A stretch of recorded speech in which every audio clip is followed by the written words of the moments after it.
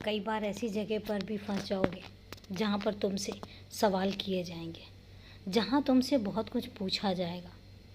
तुम गलत नहीं भी होगे तब भी तुमसे बहुत सारी चीज़ें हैं जो पूछी जाएंगी, तुम पर शक भी किया जाएगा और हो सकता है तुम पर बहुत सारे सवाल भी खड़े हों। अगर ऐसी परिस्थितियाँ आ जाती हैं और अगर तुम्हें ऐसा लगे कि तुम निशब्द हो रहे हो, तुम्हारे पास शब्दों की कमी पड़ रही है, खुद को चुप कर लेना।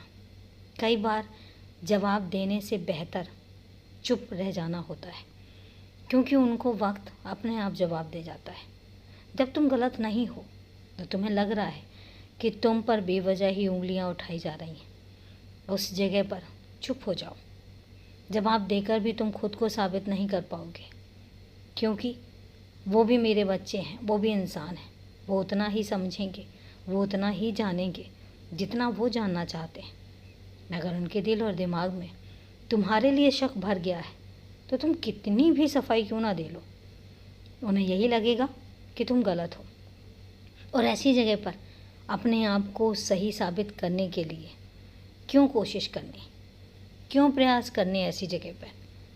कई बार खामोश हो जाना भी बहुत बेहतर होता है। और इसलिए तुमसे कहता हूँ, कभी ऐसी कोई परिस्थितियाँ आ जाती हैं तो खामोश कर लो। कई बार तुम ऐसी उलझनों में फंस जाओगे जहाँ पर तुम्हें लगेगा तुम्हारे पास कोई समाधान नहीं है, कोई भी तुम्हारे पास समाधान नहीं है उस समस्या का, जो समस्या तुम्हें घेर कर बैठी है।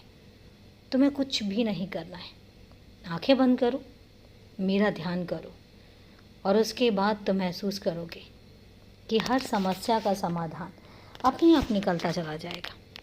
तुम्हें अपने आप ही समस्या का समाधान सामने दिखाई देने लग जाएगा और उसके अलावा तुम्हें कुछ भी करने की ज़रूरत नहीं।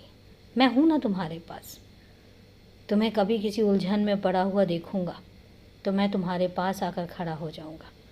मैं कभी भी तुम्हें परेशान देखूँगा तो तुम्हारे साथ बैठकर उस परेशानी का हल निकालूँगा।